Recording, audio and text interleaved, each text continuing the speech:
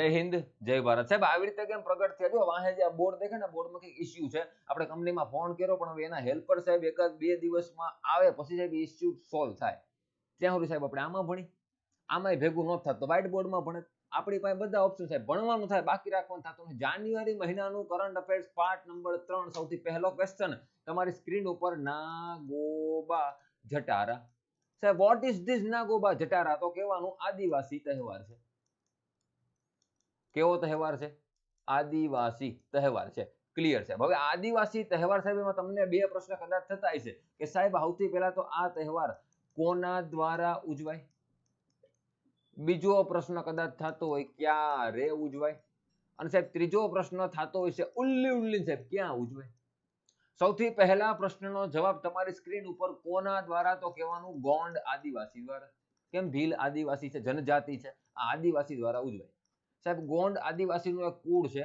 મેસારામ કુળ આ મેસારામ કુળ દ્વારા ઉજવાય સાહેબ ગોંડ આદિવાસી દ્વારા એના મેસારામ કુળ દ્વારા નાગોબા જટારા ઉજવવામાં આવે છે ક્યારે જાન્યુઆરી અથવા ફેબ્રુઆરી સાહેબ નક્કી કરો સાહેબ જાન્યુઆરી 2 મહિના સાહેબ જે મહિનામાં પુષ્ય નક્ષત્ર તમે કદાચ નામ સાંભળ્યું હોય તો પુષ્ય નક્ષત્ર એ જ્યારે આવે ને ત્યારે ઉજવાય 10 દિવસ ઉજવાય કેટલા દિવસ 10 દિવસ ઉજવાતો આ તહેવાર છે ક્યાં ઉજવાય સાહેબ ક્યાં કઈ જગ્યાએ ગુજરાતમાં ના મહારાષ્ટ્રમાં ના કઈ જગ્યાએ ધ્યાનથી સાંભળજો નવું બનેલું રાજ્ય સાહેબ તમને કદાચ આવી રીતે મેપમાં ખબર હોય કે આંધ્રપ્રદેશ નામના રાજ્યમાંથી કયું રાજ્ય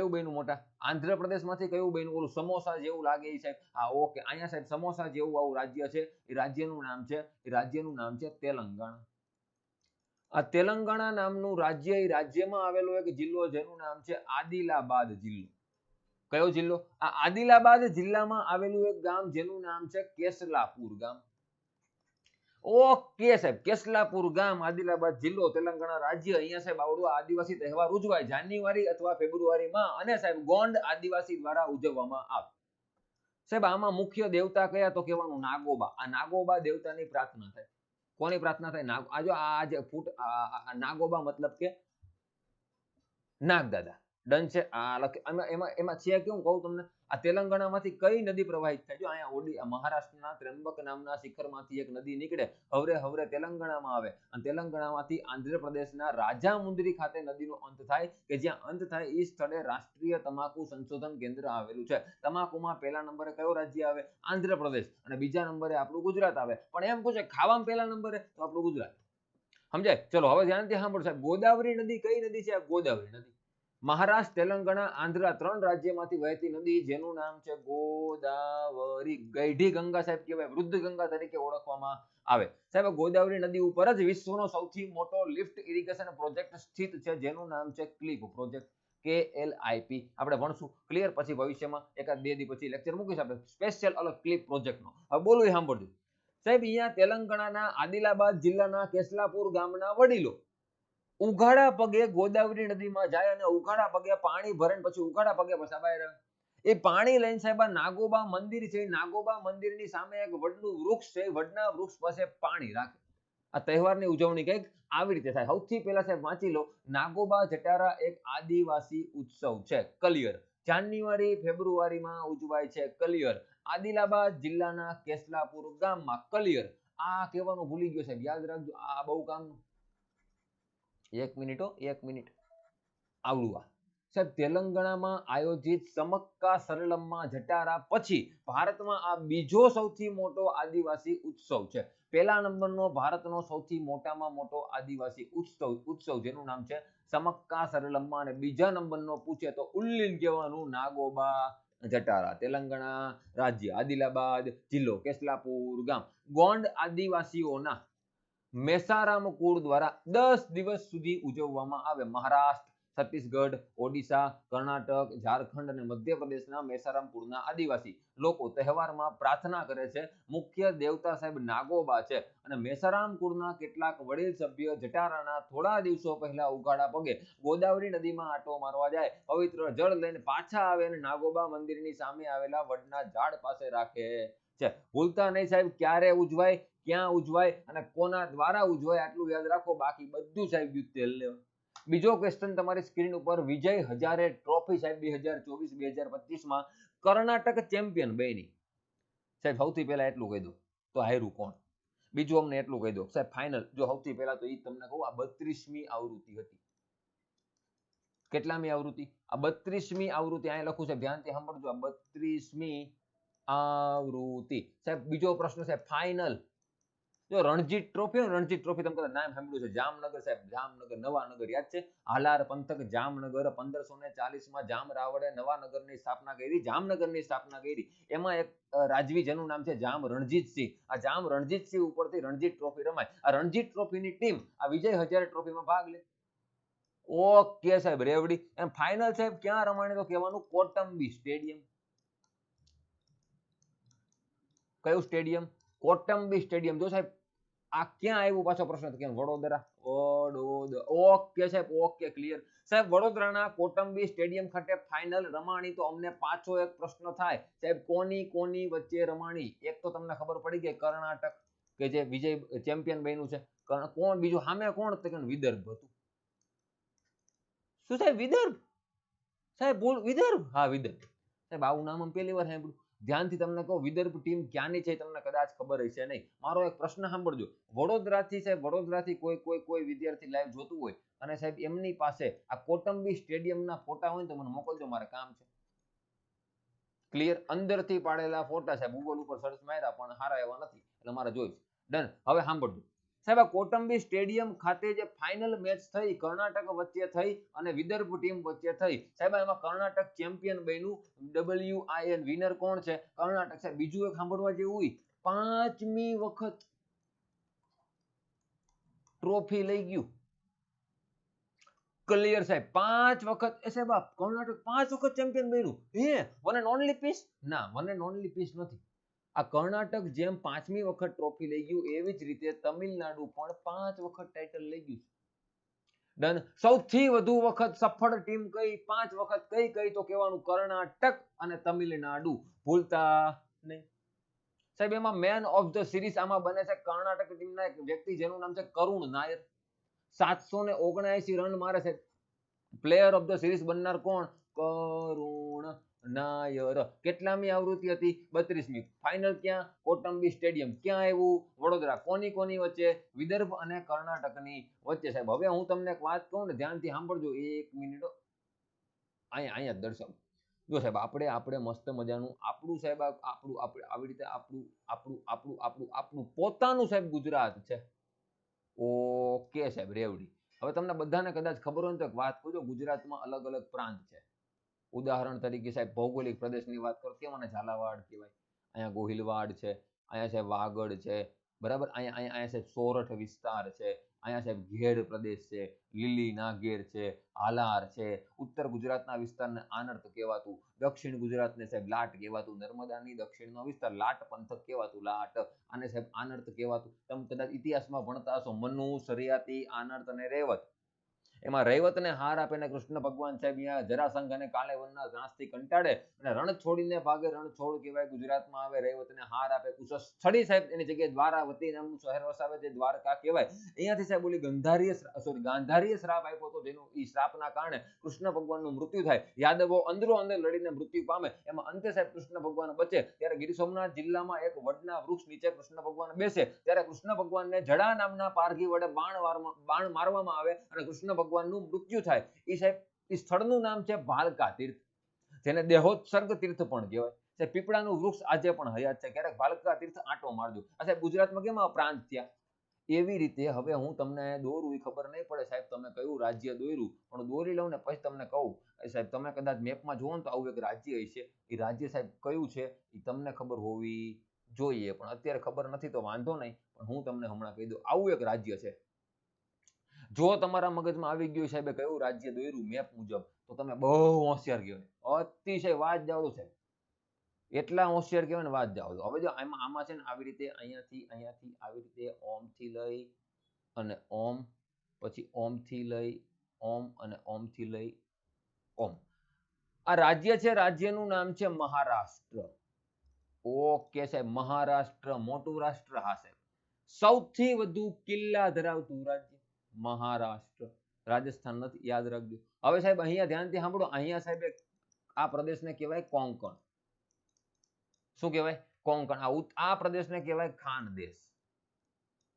આને કહેવાય પશ્ચિમ મહારાષ્ટ્ર. આને કહેવાય છે મરાઠા વાડ, અને આને કહેવાય છે વિદર્ભ. વિદર્ભ. કર્ણાટક અને વિદર્ભ વચ્ચે ફાઇનલ મેચ રમાણી. તો આ વિદર્ભ ટીમ ક્યાંની છે? મહારાષ્ટ્ર. રેવડી. હવે રેવડી છે મહારાષ્ટ્રનો એક પ્રાંત જેનું નામ છે વિદર્ભ. એના ઉપરથી એક ટીમ છે જેનું નામ છે વિદર્ભ ટીમ, જે રનર્સ અપ રહેલી છે, જે હારી ગયેલી છે. ચેમ્પિયન કોણ છે? કર્ણાટક. આગળ વાંચો સાહેબ. તાજેતરમાં 21 ડિસેમ્બર 2024 થી 18 જાન્યુઆરી 2025 દરમિયાન વિજય હજારે ટ્રોફી 2024-25 નું આયોજન થયું હતું. કેટલામી આવૃત્તિ હતી?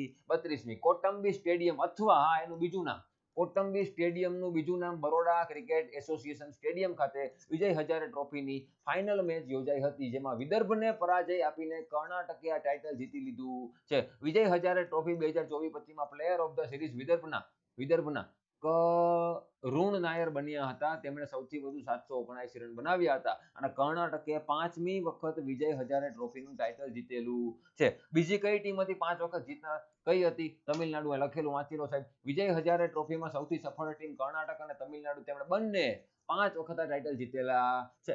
આગળ વાંચો સાહેબ. વિજય હજારે ટ્રોફી એ ભારતની ઘરેલું વન ડે ક્રિકેટ ટુર્નામેન્ટ છે. ભારતની રણજી ટ્રોફીની ટીમ આ ટુર્નામેન્ટમાં ભાગ લે છે. પ્રસિદ્ધ ભારતીય ક્રિકેટર શ્રી વિજય હજારેના નામ પરથી, આ વિજય હજારે કાકા, એના નામ પરથી આ ટ્રોફીને નામ આપવામાં આવેલું છે. રેવડી? ઓકે છે. હવે સાહેબ ધ્યાનથી સાંભળો. નામદફા ટાઈગર, દફા હોતા અહીંયા છે. નામદફા ટાઈગર રિઝર્વ. ધ્યાનથી તમે સાંભળો વાત. એક રાજ્ય જેનું નામ છે અરુણાચલ પ્રદેશ. આ કેમ ચર્ચા માર્યું ને એના હાટું ભણી હમણાં કહું. અરુણાચલ પ્રદેશ. અરુણાચલ પ્રદેશમાં સાહેબ એક જિલ્લો જેનું નામ છે ચાંગલાંગ. મ્યાનમારની બોર્ડર બાજુ આવેલો જિલ્લો ચાંગલાંગ જિલ્લો. આ ચાંગલાંગ જિલ્લામાં સાહેબ આ નામદફા ટાઈગર રિઝર્વ આવેલું છે. હવે બોલું કવિ સાંભળ સાહેબ. નામદફા શું છે? સૌથી પહેલા ભારત દેશની સૌથી મોટી નદી જેનું નામ છે બ્રહ્મપુત્ર. આ બ્રહ્મપુત્રની સહાયક નદી જેનું નામ છે નોઆદિહિંગ.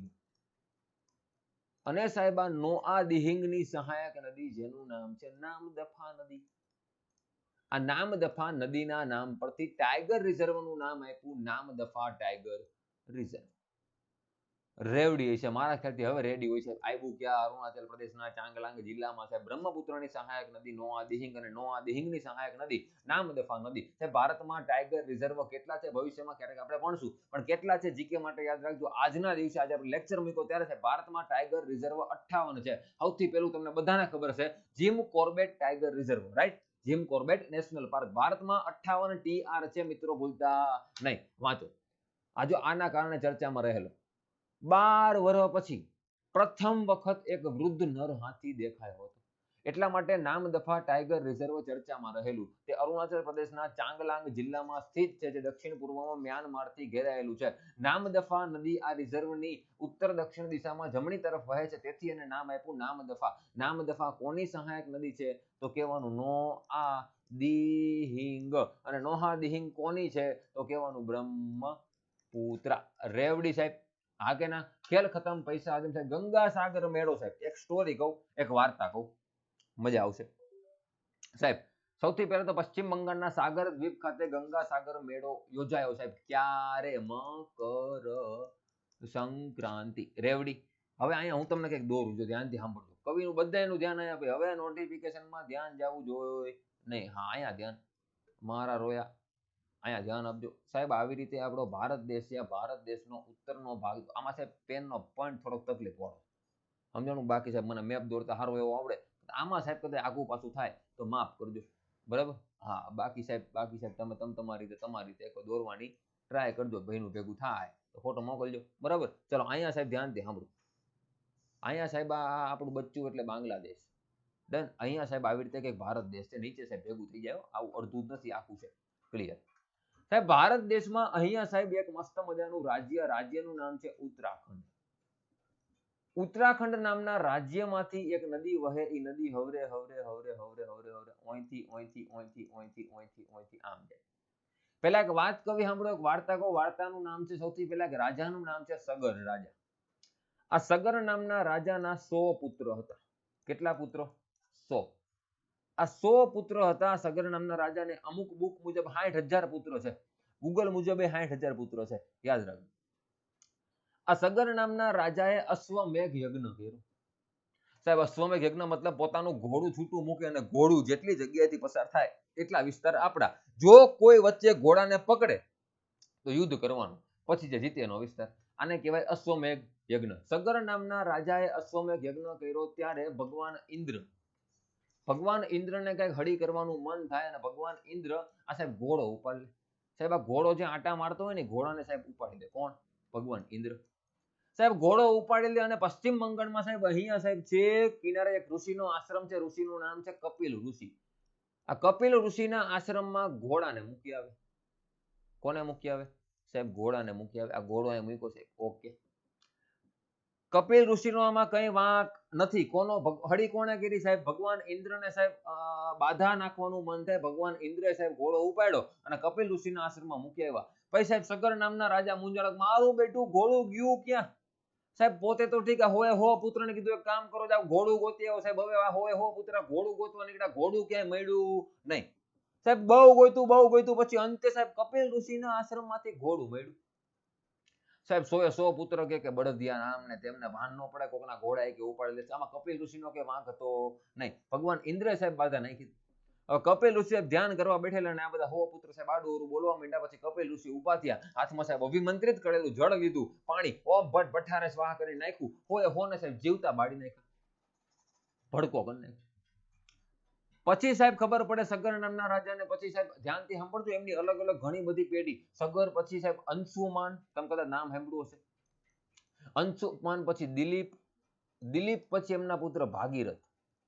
ધ્યાનથી સાંભળજો.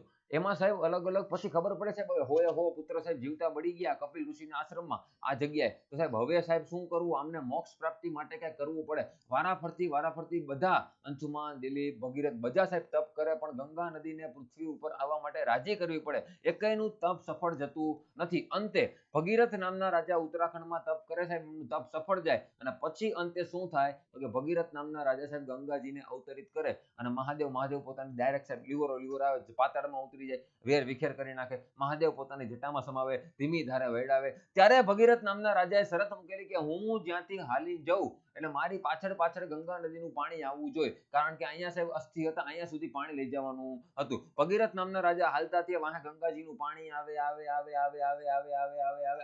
વચ્ચે સાહેબ એક ઋષિનો આશ્રમ આવ્યો. ઋષિનું નામ છે જહનુ ઋષિ. આ જહનુ ઋષિના આશ્રમમાં પાણી કરી ગયું સાહેબ. જહનુ ઋષિ ખારા થયા સાહેબ, ગંગા નદીને પી ગયા સાહેબ. આખું ગંગા નદીનું પાણી પી ગયા જહનુ ઋષિ. પછી સાહેબ ભગીરથ નામના રાજા કે હિલા સાહેબ અમારા 3-4 પેઢી તપ કરે, માંડ ગંગાજી લાવ્યા તો પી ગયા. ઘણી બધી મહેનત કરે સાહેબ, વિનંતી કરે, પછી જહનુ ઋષિ પોતાના કાનમાંથી ગંગાજીને બહાર કાઢે અને પછી સાહેબ અહીંયાથી ગંગાજીનું નામ પડે જહનુની પુત્રી, મતલબ કે જહાનવી. જાહ્નવી તરીકે કઈ નદી ઓળખાય? ગંગા નદી. પછી પાછા આગળ હાલે પશ્ચિમ બંગાળમાં જે સ્થળે કપિલ ઋષિનો આશ્રમ છે, સાગર નામનો બેટ છે, ટાપુ છે, એ સ્થળે સાહેબ પોતાના પૂર્વજોને મોક્ષ પ્રાપ્તિ અપાવવાની હતી. અહીંયા સુધી નદીનું પાણી લઈ જાય અને અહીંયા સાહેબ નદીનો અંત થાય. આજે પણ ગંગા નદી આવી રીતે આમ કરીને આમ વહે છે. હા કે ના? કદાચ તમને મેપમાં ભૂગોળ ભણતા હોય તમને ખબર હશે. હવે તમને એક વાત કહું, સાંભળો ધ્યાનથી પાછી. આ સ્થળે એવી કદાચ તમે કહેવત સાંભળેલી હશે કે 100 વાર ગંગા નાવ અને 1 વખત ગંગા સાગર નાવ. કેટલા પુત્રોને મોક્ષ પ્રાપ્તિ અપાવી કરે? 100. એટલા માટે 100 વખત ગંગા નદી નાવ અને 1 વખત ગંગા સાગર નાવ બે એક જ કહેવાય. આ ગંગા સાગર બેટ ખાતે ગંગા સાગર મેળાનું આયોજન થાય. આપણે વાત કરી ને ગંગા સાગર મેળો, મકર સંક્રાંતિ. હવે સાહેબ તમે વાંચો બધું સમજાઈ જાય. ગંગા સાગર મેળો આ ગંગા નદીએ બંગાળની ખાડીના સંગમ પર પશ્ચિમ બંગાળના સાગર ટાપુ પર આયોજિત વાર્ષિક ધાર્મિક ઉત્સવ છે. ગંગોત્રીમાંથી નીકળતી ભાગીરથી, ધ્યાનથી સાંભળજો, ગંગોત્રીમાંથી ગંગા નીકળતી નથી. કઈ નીકળે? ભાગીરથી. અને બાજુમાં સત્તોપથ નામના ગ્લેશિયર માંથી સાહેબ અલકનંદા નીકળે. આ ભાગીરથી અને અલકનંદા બે મળે દેવપ્રયાગ ખાતે, પછી એને સાહેબ ગંગા કહેવાય. ગંગોત્રીમાંથી ગંગા નથી નીકળતી, ગંગોત્રીમાંથી ભાગીરથી નીકળે છે. ક્લિયર. ગંગોત્રીમાંથી નીકળતી ભાગીરથી ત્યારબાદ ગંગા નદી તેની યાત્રા પૂરી કરીને બંગાળની ખાડીમાં ભળી જાય છે. તે દર વર્ષે મકર સંક્રાંતિ દરમિયાન થાય છે. તે કુંભ મેળો. કુંભ મેળા પછી વિશ્વના સૌથી મોટા માનવ મંડળ તરીકે ઓળખાય છે. બીજા નંબરે સૌથી મોટું માનવ મંડળ મતલબ કે કુંભ મેળો, અને બીજા નંબરે આવે સાહેબ આવડો આ ગંગાસાગર મેળો. આ ગંગાસાગર મેળામાં ગંગાના કિનારે નદીમાં ડૂબકી લગાવવામાં આવે છે અને પછી કપિલ મુનિના મંદિરમાં પ્રાર્થના કરવામાં આવે છે. અહીં સ્નાન કરવાથી મોક્ષની પ્રાપ્તિ થાય અને પિતૃઓની કૃપા પણ થાય છે. આ ઉપરાંત સૂર્ય ભગવાનને અર્ધ્ય અર્પણ કરવી અને ભક્તિ તથા આધ્યાત્મિક ભક્તિની ભક્તિ તથા આધ્યાત્મિક ઉત્થાન મેળવવા માટે દીપદાન, દીવો પ્રગટાવો જેવી ધાર્મિક વિધિઓનો સમાવેશ થાય છે. આ એક યાદ રાખજો, પશ્ચિમ બંગાળ નામનું રાજ્ય ઘણા વર્ષોથી ગંગાસાગર મેળાને રાષ્ટ્રીય મેળાનો દરજ્જો આપો એવી સાહેબ અપીલ કરી રહ્યું છે. ક્લિયર છે? ઓકે સાહેબ, ડન. ભૂલતા નહીં, ગંગાસાગર મેળો આખી સ્ટોરી તમને કીધી. પશ્ચિમ બંગાળ, સાગર દીપ, સ્વાગર ટાપુ, 100 વખત ગંગા નાવ અને 1 વખત ગંગા સાગર નાવ. ક્લિયર. અંજી ખાડ બ્રિજ સાહેબ, સૌથી પહેલા તો સાહેબ અંજી ખાડ બ્રિજ ભારત, આ લખ્યું છે વાંચો, India first cable stayed railway bridge. ભારતનો પ્રથમ છે એટલા માટે કામનું છે. નદીના પડથી 331 મીટર ઊંચે છે. સાહેબ આવ્યો ક્યાં? તો કહેવાનું જકા, મતલબ જમ્મુ કાશ્મીર. આ સાહેબ અંજી ખાડ બ્રિજ આવેલો છે ક્યાં? જમ્મુ કાશ્મીરમાં. જમ્મુ કાશ્મીરના બે સ્થળ, એકનું નામ છે કતરા અને બીજાનું નામ છે રિયાસી. આ કતરા અને રિયાસીને જોડે છે સાહેબ કયો બ્રિજ? અંજી ખાડ બ્રિજ. સાહેબ તમને બધાને ખબર છે કે નદી પાકિસ્તાનમાં જવાની એટલે કાંઈક લપ થવાની. નદીનું નામ છે સિંધુ નદી. આ સિંધુ નદીને મળતી મુખ્ય 5 સહાયક નદી, જેનું નામ છે ઝેલમ, પછી આવે ચિનાબ, પછી આવે રાવી, પછી આવે બિયાસ અને પછી આવે સતલજ. એમાંથી એક નદીનું નામ બોલો ચિનાબ. આ ચિનાબની એક સહાયક નદી છે જેનું નામ છે અંજી. આ અંજી નદીની ઉપર આવડો અંજી ખાડ બ્રિજ આવેલો છે, એટલા માટે નામ રાખ્યું અંજી ખાડ બ્રિજ. રેવડી હા કે ના? ક્લિયર સાહેબ. યાદ રાખજો, અંજી એ ચિનાબની સહાયક નદી છે. સોરી, અંજી એ ચિનાબની સહાયક નદી છે, ભૂલતા નહીં. કતરા અને રિયાસીને જોડે છે. રિયાસી નામનો જિલ્લો છે, આવેલી છે કઈ જગ્યાએ? જમ્મુ કાશ્મીરમાં. અને લખેલું છે ભારતનો પ્રથમ કેબલ સ્ટેડ રેલવે બ્રિજ છે. કઈ નદી ઉપર? અંજી નદી ઉપર. બીજું યાદ રાખજો, Udhampur Srinagar Baramulla rail link project. તમે કદાચ ભણ્યા હોય તમને ખબર છે. ઉધમપુર થી શ્રીનગર થી બારામુલા આવો એક રેલ લિંક પ્રોજેક્ટ છે. બસ આ રેલ લિંક પ્રોજેક્ટમાં વચ્ચે આવી રીતે સાહેબ અહીંયાથી અહીંયા કતરાથી રિયાસીની વચ્ચે સાહેબ આવડો અંજી ખાડ બ્રિજ બન્યો. અને નીચે કઈ નદી વહે? અંજી નદી. અંજી નદી કોની સહાયક છે? ચિનાબની. ખેલ ખતમ. પૈસા હજમ. વાંચો, ભારતીય રેલવે જમ્મુ કાશ્મીરમાં રેલવે જોડાણને વધારવા માટે અંજી ખાડ બ્રિજ પર ટ્રાયલ રન સફળતાપૂર્વક પૂર્ણ કરેલું છે. કતરા અને રિયાસીને જોડે છે. જમ્મુ કાશ્મીરના રિયાસી જિલ્લામાં સ્થિત ભારતનો પ્રથમ કેબલ સ્ટેડ રેલ બ્રિજ છે. Udhampur Srinagar Baramulla rail link project USBRL. લખ્યું છે વાંચો, ઉધમપુર શ્રીનગર બારામુલા આ રેલ લિંક પ્રોજેક્ટ જે છે એને સાહેબ એનો જ એક ભાગ છે. એની વચ્ચે જ સાહેબ આવડો કતરાથી રિયાસીની વચ્ચે સાહેબ આવડો અંજી ખાડ બ્રિજ બન્યો. આ બ્રિજ અંજી નદી ઉપર બાંધવામાં આવેલો છે, જે ચિનાબ નદીની ઉપનદી છે. અને યાદ રાખજો સાહેબ, આ બ્રિજ ઉપર સાહેબ લીવર ટ્રેન જતી હોય તો સાહેબ કેટલી 200ની સ્પીડે જઈએ કે ના ન જઈએ? બ્રિજની સ્થિરતા અને સુનિશ્ચિતતા નક્કી કરવા માટે ભારતીય રેલવે સ્થળ વિશિષ્ટ તપાસ માટે આઈઆઈટી રૂરકી અને આઈઆઈટી દિલ્હી સાથે સહયોગ કરેલો છે. તેની ડિઝાઇન 213 કિલોમીટર પ્રતિ કલાકની ઝડપે પવનની ઝડપને ટકી રાખવા. 213 ની ઝડપે પવન ફૂંકાય વાંધો આવે નહીં, અને 100 કિલોમીટર પ્રતિ કલાકની ઝડપે ટ્રેનના સંચાલનને સુરક્ષિત રીતે સમર્થન આપે છે. 100 કિલોમીટરની ઝડપે ટ્રેન નીકળે, બ્રિજને કંઈ થાય ને એના માટે કોની સાથે સ્થળ સુનિશ્ચિતતા સ્થિરતા નક્કી કરવા માટે અંજી ખાડ બ્રિજની કોની સાથે સહયોગ કરેલો? તો કહેવાનું આઈઆઈટી દિલ્હી અને આઈઆઈટી રૂરકી. સાહેબ ગુજરાતમાં બીજો પ્રશ્ન. ગુજરાતમાં સાહેબ અત્યાર સુધી હાલમાં 33 જિલ્લા હતા. હવે સાહેબ એક જિલ્લો નવો બન્યો. 1 જાન્યુઆરી 2025 ની વર્ષની શરૂઆત થઈને પહેલા જ દાડે મુખ્યમંત્રી શ્રી નામ છે ભૂપેન્દ્રભાઈ પટેલ. આ મુખ્યમંત્રી ભૂપેન્દ્રભાઈ પટેલે 1 જાન્યુઆરી 2025 ના રોજ ગુજરાતના 33 જિલ્લા હતા એમાં એક નવો જિલ્લો બનાવ્યો. એટલે ગુજરાતમાં અત્યારે હાલમાં 34 જિલ્લા છે. સાહેબ 34મો જિલ્લો કયો બન્યો? વાવ થરાદ. હવે બોલું એ બધું સાંભળજો સાહેબ. વાવ થરાદ જિલ્લો કયા જિલ્લામાંથી બન્યો? બનાસકાંઠા. સાહેબ આવી રીતે આપણું આવી રીતે આમ કરીને આમ અને આમ કરીને આમ આપણું ગુજરાત છે. એમાં ગુજરાતમાં અહીંયા એક જિલ્લો છે બનાસકાંઠા હતો, એના સાહેબ બે ભાગ પાડ્યા. આ બાજુ નવો જિલ્લો બન્યો જેનું નામ છે વાવ થરાદ, અને આ બાજુ હતો એનો જિલ્લો બનાસકાંઠા. ભૂલતા નહીં. કેટલામો જિલ્લો બન્યો સાહેબ? 34મો જિલ્લો બન્યો. કયો જિલ્લો બન્યો? વાવ થરાદ. કોનામાંથી બન્યો? બનાસકાંઠામાંથી. કોણે બનાવ્યો? ભૂપેન્દ્રભાઈ પટેલે. ક્યારે બનાવ્યો? 1 જાન્યુઆરી 2025. ભૂલાય નહીં. હવે બોલું ધ્યાનથી, કવિ સાંભળશે. કવિનું ધ્યાન અહીંયા બીજે ક્યાંય કવિનું ધ્યાન હોવું જોઈએ. આ બાજુ કયો જિલ્લો છે? વાવ થરાદ. આ બાજુ બીજો જૂનો હતો કયો? બનાસકાંઠા. ગુજરાતમાં સાહેબ 33 જિલ્લા હતા, ત્યારે બનાસકાંઠા સૌથી વધુ તાલુકા ધરાવતું હતું, 14 તાલુકા. એટલે સાહેબ હવે સાહેબ 14 રહેશે નહીં. બનાસકાંઠામાંથી વાવ થરાદ બન્યો. આ વાવ થરાદમાં સાહેબ 8 તાલુકા છે. બનાસકાંઠામાં સાહેબ 6 તાલુકા છે. આ વાવ થરાદનું મુખ્ય મથક સાહેબ થરાદ છે. બનાસકાંઠાનું મુખ્ય મથક સાહેબ હતું એનું છે પાલનપુર, રેવડી. આ કે ના? અને હવે સાહેબ તમને કદાચ યાદ ન રહેતો, હું તમને યાદ રખાવું કે વાવ થરાદના 8 તાલુકા કયા? તો સૌથી પહેલા બનાસકાંઠામાં 14 તાલુકા હતા, અત્યારે છે નહીં. એ સમયે 33 જિલ્લા હતા, ત્યારે સૌથી વધુ તાલુકા કયા જિલ્લામાં હતા? બનાસકાંઠામાં. પણ અત્યારે તમને એમ પૂછે કે વર્તમાનમાં ગુજરાતના કયા જિલ્લામાં સૌથી વધુ તાલુકા છે? કવિ શું કહે છે? સૌથી વધુ તાલુકા સાહેબ 11, સૌથી ઓછા 3. સૌથી વધુ 11 સાહેબ ક્યાં છે? તો કેવાનું 3 જિલ્લામાં છે. કયા કયા? રાજકોટ, અમરેલી અને મહેસાણા. સૌથી ઓછા સાહેબ 3. સૌથી વધુ 11 કયા કયા જિલ્લા કીધા? રાજકોટ, અમરેલી, મહેસાણા. રાજકોટ, અમરેલી, મહેસાણા. સૌથી ઓછા સાહેબ કેટલા તાલુકા? 3 તાલુકા. કયા કયા જિલ્લામાં છે? પોરબંદર અને ડાંગ. પોરબંદરમાં 3 છે, ડાંગમાં 3 છે. પોરબંદરમાં 3, પોરબંદર, રાણાવાવ, કુતિયાણા. ડાંગમાં 3, વઘઈ, આહવા અને સુબીર.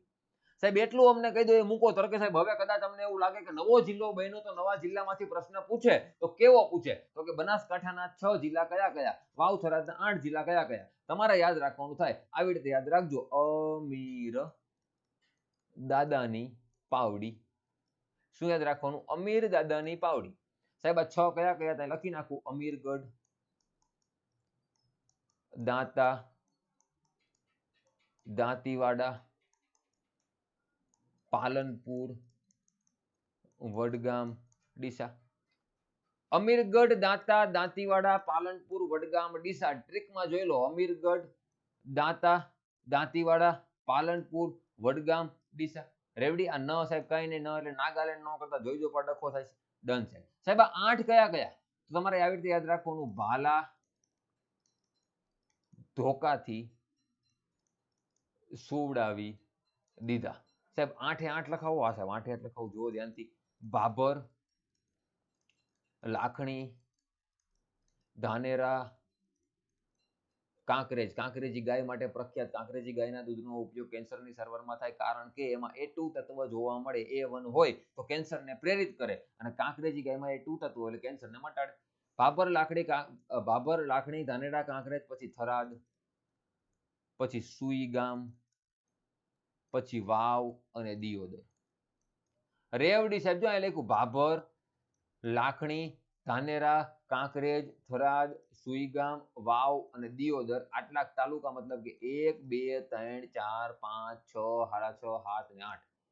ટોટલ સાહેબ 8 તાલુકા વાવ થરાદમાં છે અને 6 તાલુકા બનાસકાંઠામાં છે. મિત્રો આ ભૂલાવું જોઈએ નહીં. અને આ વાવ થરાદ કેટલામો જિલ્લો બન્યો? 34મો જિલ્લો બન્યો. કયા જિલ્લામાંથી બન્યો? બનાસકાંઠા. કોણે બનાવ્યો? ભૂપેન્દ્રભાઈ પટેલે. અને સાહેબ ક્યારે બન્યો? 1 જાન્યુઆરી 2025. સાહેબ આમાં બસ એક જ લાઈન યાદ રાખવાની. એક જ લાઈન છે, બાકીનું આગળ બતાવવું પણ કામ નથી. આ યાદ રાખવાનું છે. 2025 થી તમારા લગ્ન થઈ ગયા હોય અને તમારો દીકરો આવું લાગતો હોય 2025 માં આવે એવું છે, 26 માં આવશે, 27 માં આવશે, 30 માં આવશે, વાંઢા હોય તો 35 માં તો આવી જ જાય. હા કે ના? તો 2025 થી 2039 ની વચ્ચે જેટલા જન્મે બાળકો એ કઈ જનરેશનમાં આવે એને કહેવાય બીટા જનરેશન. આ સાહેબ AI માં નિષ્ણાંત. તમારા ગગાઉ AI માં નિષ્ણાંત હશે. આર્ટિફિશિયલ ઇન્ટેલિજન્સમાં નિષ્ણાંત હશે. આ વાંચો ધ્યાનથી. દુનિયામાં વર્ષ 2025 થી 2039 ની વચ્ચે જન્મેલા બાળકો બીટામાં આવશે. જેમ જેમ સમય બદલાય છે તેમ નવી પેઢીઓ આવે છે અને તેમને અલગ અલગ નામ આપવામાં આવે છે. આલ્ફાથી શરૂ કરીને લોકોએ ગ્રીક મૂળાક્ષરોનો અક્ષરનો ઉપયોગ કરીને આ પેઢીઓના નામ આપવાનું શરૂ કર્યું. કહેવામાં આવી રહ્યું છે કે જનરેશન બીટા એ આર્ટિફિશિયલ ઇન્ટેલિજન્સ એઆઈમાં નિષ્ણાત હોય છે. જનરલ બીટા પાસે સુવિધા ઘણી બધી હશે, પણ તેમને અનેક પડકારોનો સામનો પણ કરવો પડશે. ઓકે સાહેબ, ડન. એ આટલું વાંચો. આટલું કવિને વંચાવવું જોઈએ. કવિ અહીં ધ્યાન, કવિ અહીં ધ્યાન. 1922 થી 1927 વચ્ચે જન્મા હોય, તમારા કદાચ દાદાના પપ્પા જીવતા હોય તો સાહેબ હશે. આઝાદી પહેલાની વાત થાય, એને કહેવાય ગ્રેટેસ્ટ જનરેશન. પછી આવે 1928 થી 1945 ની વચ્ચે સાયલન્ટ જનરેશન. 1946 થી 19 આઝાદીની વાત થાય છે, બેબી બૂમર્સ કહેવાય. હું વાત કરો? હા સાહેબ, મોદી સાહેબ, હા બેબી બૂમર્સ. ઓકે સાહેબ, મોદી સાહેબ બેબી બૂમર્સ માં આવે. 1965 થી 1980 ની વચ્ચે લગભગ તમારા પપ્પા જનરેશન એક્સ માં આવે. 1981 થી 1996 ની વચ્ચે મિલેનિયલ જનરેશન કહેવાય. તમે અને હું સાહેબ જો 1997 થી 2012 ની વચ્ચે આપણે બધા શેમાં આવી? જનરેશન ઝેડ માં આવી. અને આપણા ગગા 2013 થી 2024 ની વચ્ચે આવશે જનરેશન આલ્ફા, અને 2025 થી 2039 ની વચ્ચે આવશે બીટા. રેવડી? હા કે ના? આપણા બેટા ઓપરેશન જનરેશન બીટા. આપણા બેટા જનરેશન બીટા. ડન છે? બેટા બીટા યાદ રાખજો. 2025 થી 2039 તમે ને હું લગભગ સાહેબ આમાં આવતા છીએ 1997 થી 2012 ની વચ્ચે. મતલબ કે જનરેશન ઝેડ માં કદાચ 2013 પછી લગભગ મારો વિડીયો કોઈ જોતું નહીં હોય, કારણ કે એટલો નાનો જ ન હોય સાહેબ. વૈભવ સૂર્યવંશી બધાય હોય નહીં. સમજાણું? 2011 માં જન્મ છે, 14 વર્ષનો છોકરો છે. મળીએ સાહેબ, આટલું રાખીએ. આ પેલા જો ફોટો જોઈ લો એકવાર. Silent T, boomers, generation X, generation Y, generation Z, gen alpha, gen beta. 2025 થી 2039 નાનો બાળક બીટામાં આવે. આ બેટો સીમાં આવે, એ બીટામાં આવે. ભૂલતા નહીં. મળીએ. હવે જાન્યુઆરી મહિનાનું કરંટ પૂરું થાય છે. આના પછી બને ત્યાં સુધી ફેબ્રુઆરીનું એક જ વિડીયોમાં બધું લઈશું. કાં પછી વધીને બે ભાગ પર. ફેબ્રુઆરી પાર્ટ 1, ફેબ્રુઆરી part 2, March part 1, March part 2, April part 1, April part 2, May part 1, May part 2. મળીએ સાહેબ આના પછીના લેક્ચરમાં. જય હિન્દ, જય ભારત.